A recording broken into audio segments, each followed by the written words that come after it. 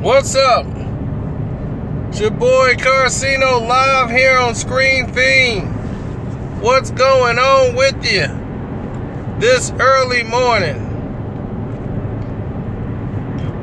Well, as Jurassic Park fame Colin Trevorrow is no longer directing episode 9. You kind of felt for him a little bit. This was Kathleen's guy, Colin was one of her favorites, for her selection. So this does comes a bit as a shock to everybody because some problems occurred once they brought in another writer. I knew something was happening with the director.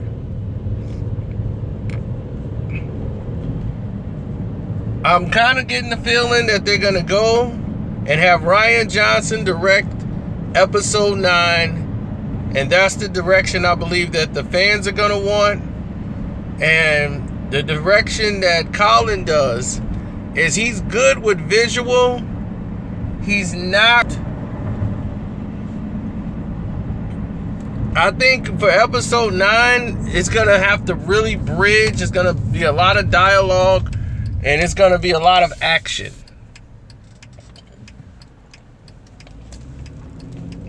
Now, what Rian Johnson does is a great blend of cinematography and great shots, but it's always, for him, it's more detail, more gripping, more grit. And that's something we haven't really seen too much of, a seriousness, a real serious grit, an epic saga story.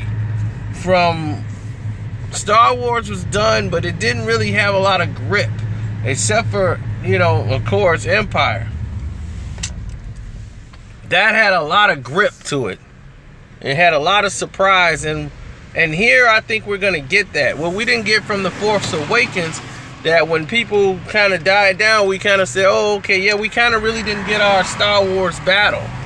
Everybody's getting in their ships. We got a little bit of it, but not like we wanted. And when we saw Rogue One and we start seeing, it took us back to the original Star Wars where Force Awakens kind of didn't. It took us to a continuation into a new world. And Rogue One just took us all the way back to the original.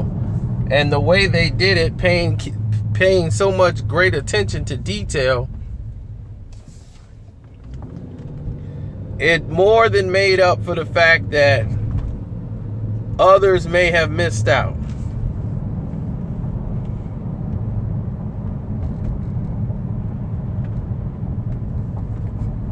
I know.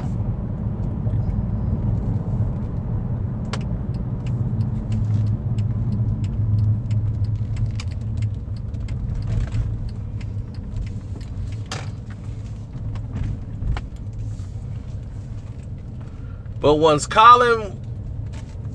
they brought in a new writer, and Colin was supposed to help write and direct this film. So when he came in and you saw that, nothing was happening and transpiring, everybody's alarm clock should have went off, because I'm just going to go around the house. But everybody's alarm clock should have went off because it didn't make any sense.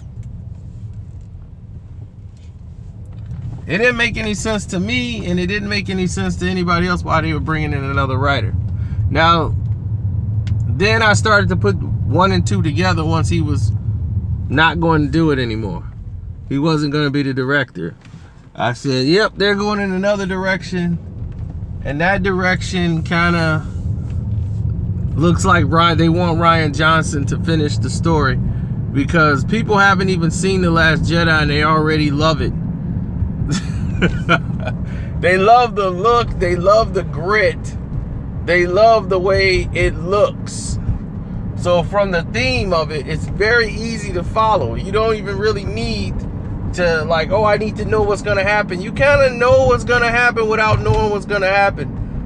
I think Kylo Ren is really going to show himself, and this is a story more about him this film here is going to be a lot about his story with Snoke, and then you're going to see Rey's story with Luke, and how she's kind of bringing him back to the rebellion, bringing him back to the fight, as he's probably, he's beaten down and caught into a web of guilt.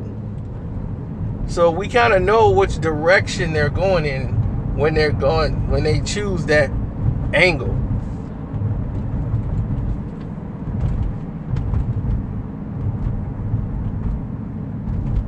But a lot of people think they're going to get the answers to who is Snoke. And I keep telling them, you're not. You're going to get bits and pieces of Snoke. You just know he's the Supreme Leader Snoke. You might get that later in another film, but you should be able to see him at least in this film. You're still going to have questions.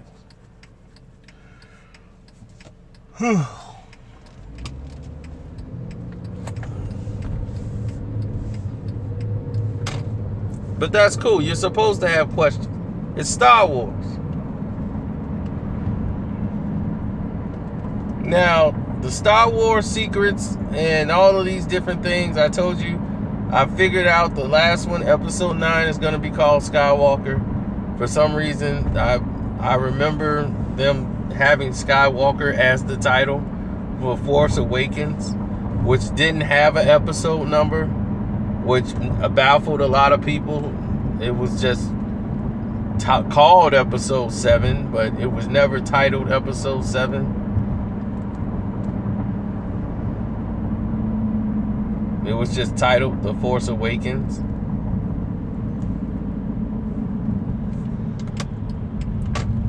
And then it makes one story. The Force Awakens, The Last Jedi, Skywalker.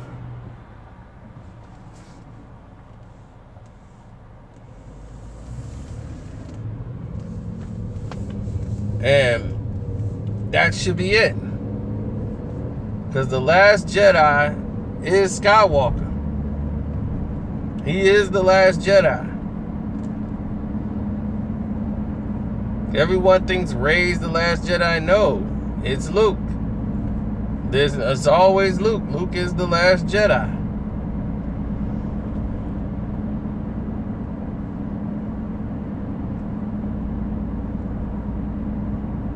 And he thinks it should end.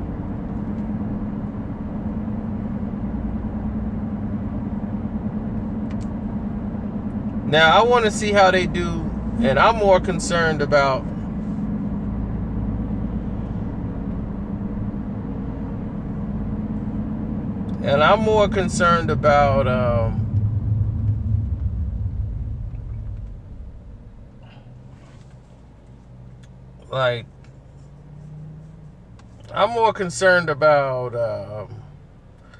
the actual sword fighting.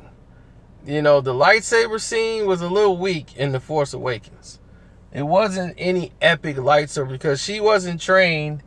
Kylo Ren's, he knew better than her. Well, we really didn't get to see a lot of lightsaber action.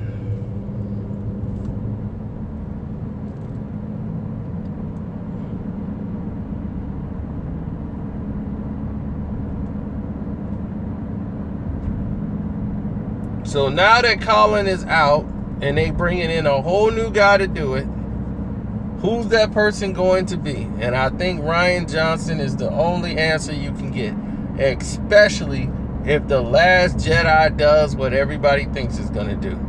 That film's going to bring in at least $2 billion in the box office. It's going to make a lot of people happy worldwide around the movie theater world. Now, with that being said,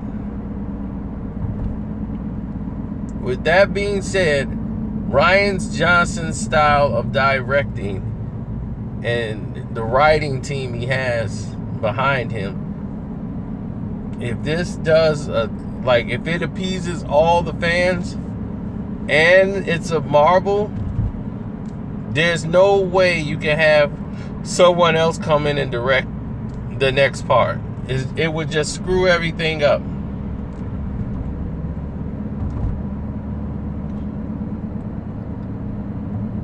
Now, I'm not gonna like ruin everything for anybody, but Luke was supposed to die in The Last Jedi. He's supposed to die.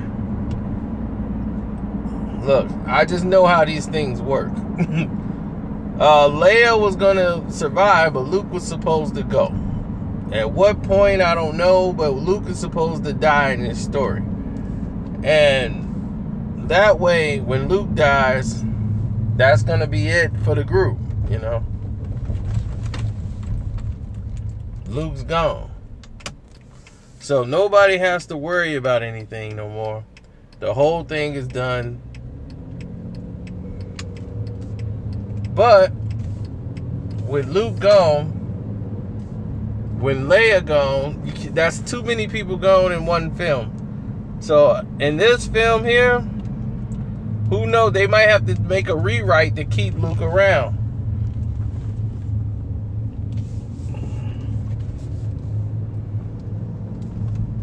Because you got to have at least one icon. So a lot of people think Chewbacca's going to die. And they're going to keep Luke alive.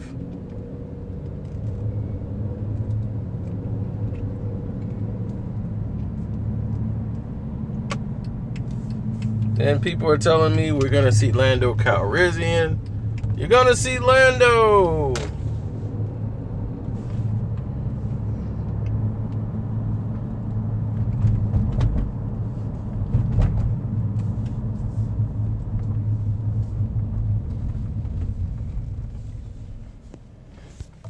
A lot of people said Finn is the son of Lando Calrissian, and he's got Force abilities, and he's not a Jedi, but he has some Force abilities. That's how he was able to break out, and that's how Kylo Ren was able to sense it.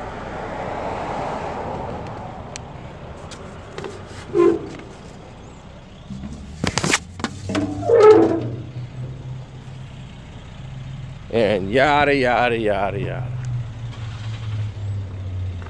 Did y'all hear about that?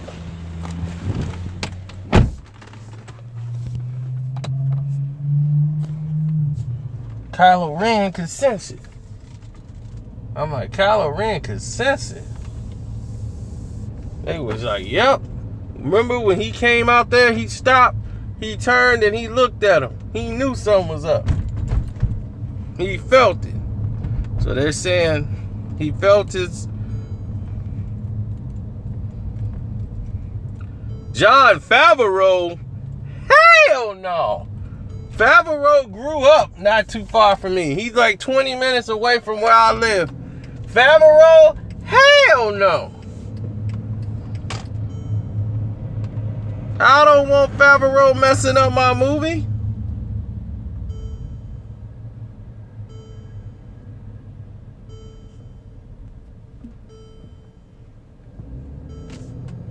So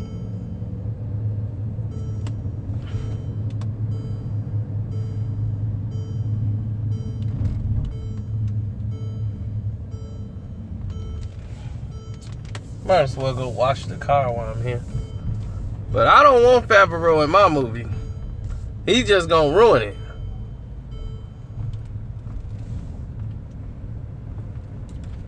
Favreau's good for style. Favreau's not good for dialogue. Like if you want something to look real good, uh-oh. Yeah, that bee gotta get out of here. If you want something to look real good, you get Favreau.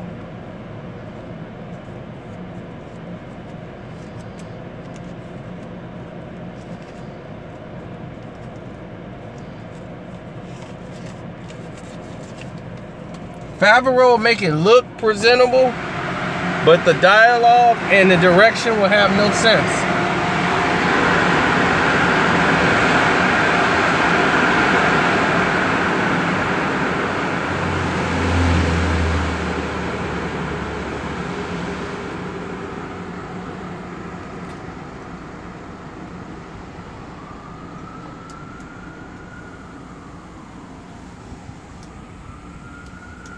Thank you for your purchase. To start your car wash, please Please pull into the wash bay. I'm gonna get mad. Like, what's going on with this machine? It act like it didn't want to take my money, then it snatched it.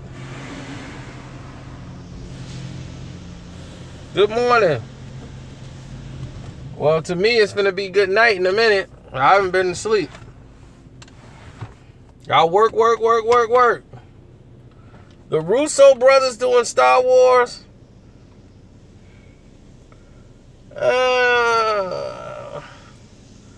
Star Wars is a little too serious, I think, for the Russo brothers. See, the Russo brothers is good with dialogue, but they good with comedy. Like the playback off each other. They real good with that banter. You know, and that's what JJ was good at. You know, JJ had the banter with Ray and Finn. He's good for that comedic things with kids. That little extra dialogue. For that, I don't need that for The Last Jedi. Things need to get serious. So you don't need all the little jokes on the side and all the little J.J. Abrams-isms. That's kind of Spielbergish. But, you know, Spielberg took him under his wing, so that's why he's kind of Spielbergish. So a lot of the stuff JJ used with the JJ shaky cam.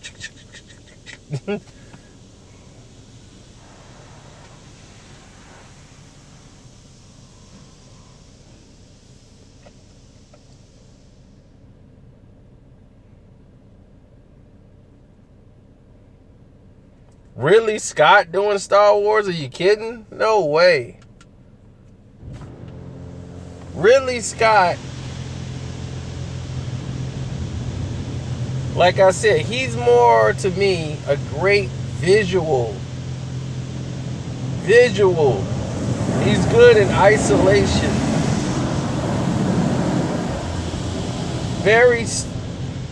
His dialogue is very coded and it's more about the style of the direction. The scope. It's going to look really good, but it might not connect very well. A lot of the best scenes that he has sometimes is on the editing room floor.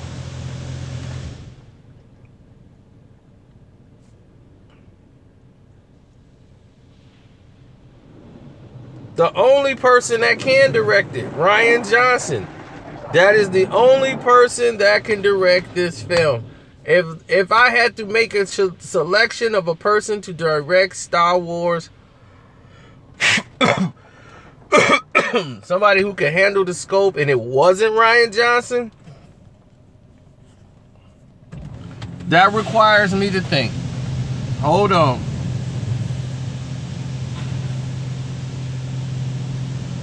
Who could handle Star Wars?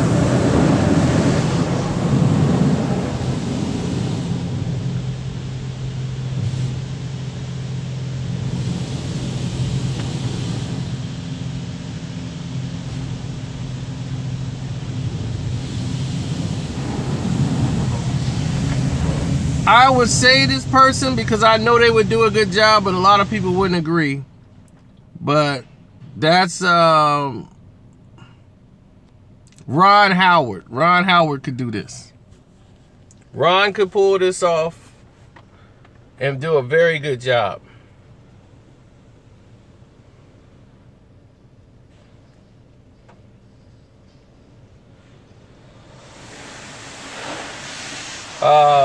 Michael Mann would have everybody wearing three-piece Armani suits. So no, this wouldn't go well with Michael Mann.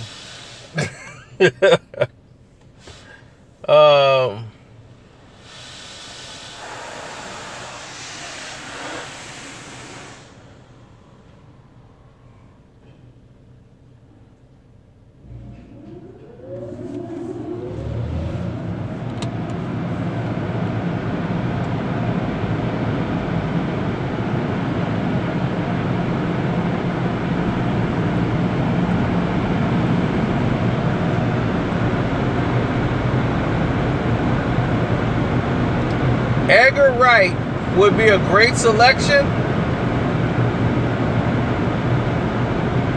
the style of it would look incredible.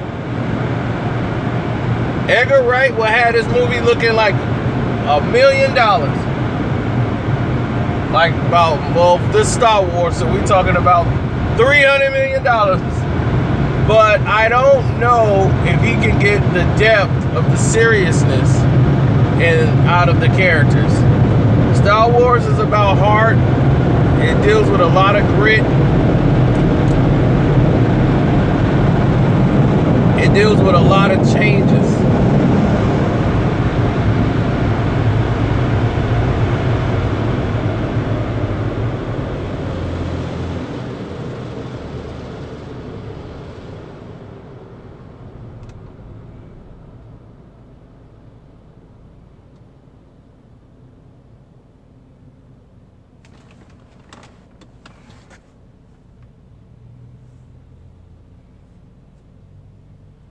So you got to look at it from those angles.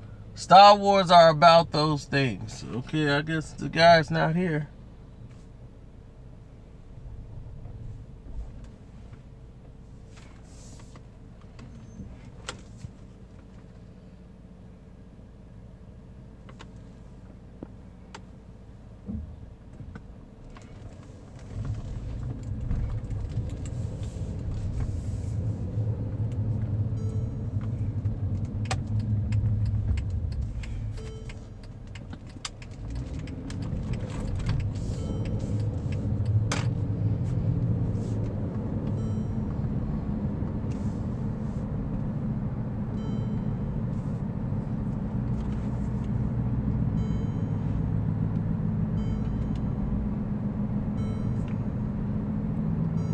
Edgar Wright, it's dicey.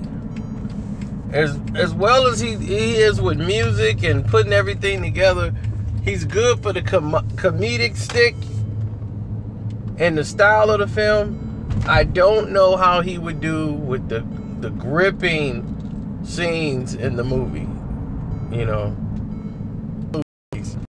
Star Wars has a lot of depth. Oh man, Oliver Stone, you'll be asleep. You won't see a lightsaber to the last 2 minutes. They've been in one spot talking all day. Then next thing you know, here comes a lightsaber out for 2 minutes, and that is the movie. Oliver Stone be wonderful, marvelous. He'll be the only one to watch it. Great job. It's just sometimes he gets really caught up in the dialogue. And a lot of things that's supposed to be on the editing room floor is in the movie. He puts it all in there, and it's like, why is this in the movie? And then next thing you know, he'll be having Chewbacca having a sex or something with Maj Kasada, and there'll be cocaine involved. There'll be all kind of stuff going on. I'll be Chewie's on coke. He'd be like, yeah, now Chewie's got a drug problem. So, yeah, he's a sex magnet. He's addicted to sex. He needs rehab. All kind of stuff going on with Chewie. Star Wars, I have a whole new thing going on when you got Oliver Stone in there.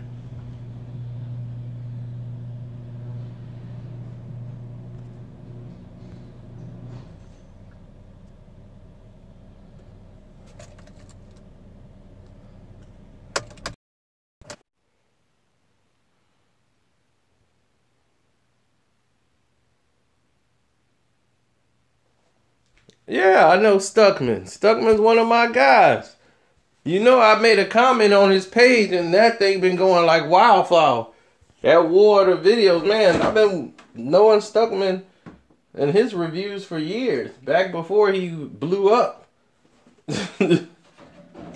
Him, Jeremy Johns, the Smoles, Mark Ellis and them, and Tom Shadowbash. What happened to Shadowbash? I gotta find out what happened to him. I'm like, did he go get married or something?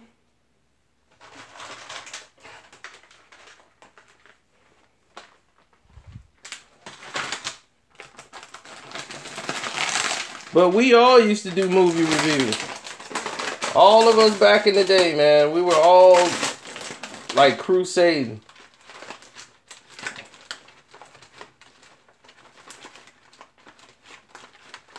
And then Jeremy Jahns, man, I saw one of his reviews and it was hilarious.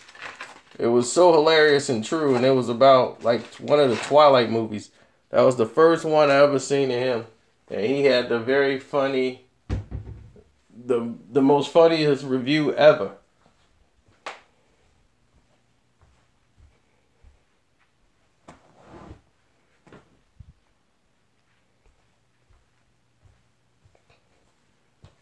And that's back when Jeremy used to respond to people in the comment section. And he actually responded to me one time.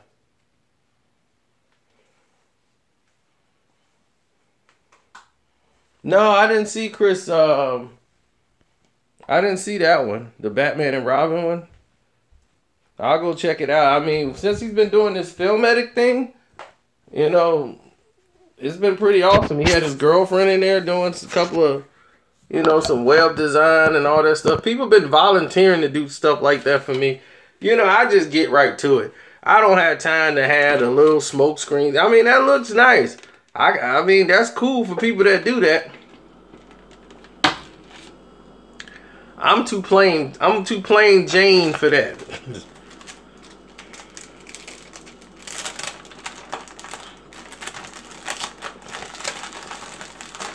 Oh, I did a movie review for that. I hate that movie. I hate that movie, Sausage Party. It is not even funny. That's what the thing is. It's so ridiculous and it's so sick. It's not even funny. That's why I'm like, only high school people would laugh at it. And they only laughing because they're curse words. There's no jokes in it. It's not really funny. It was like maybe one joke in there that really landed. Everything, I swear, and I watched that whole movie and it was just like one chuckle. They took one idea and made a long 2-hour movie out of it. You know, Seth Rogen. you know, it would be weird if the food, you know, if the food started looking at us, you know, and was thinking about us while we're eating them. Yeah, that would be a cool idea. Yeah, Jay, what you think about it, Jay? Well.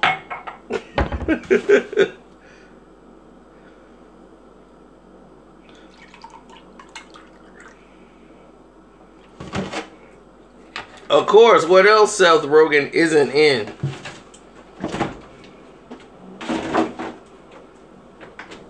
He had his run and then his movies started to suck.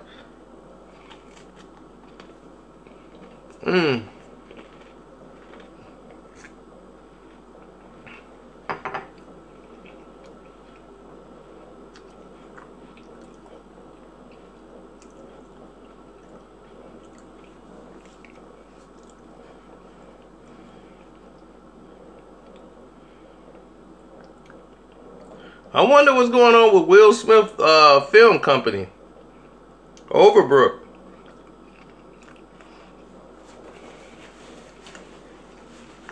I can't wait to see this Bright. Bright looks pretty good. I don't know if Overbrook has done it yet, but lately Will Smith has been doing a lot of movies for other people. Like, he's been back working. Like, I ain't putting out my own movies no more.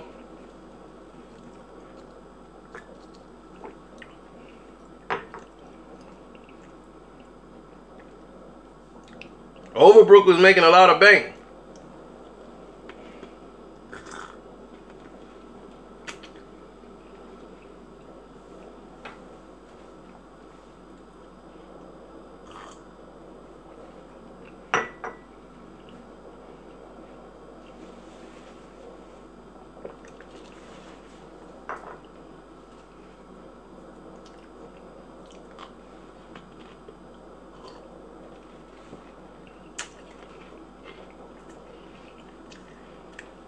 I will do a spoiler review for it.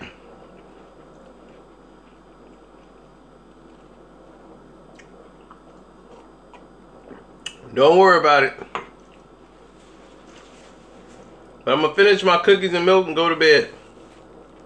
Y'all have a good night.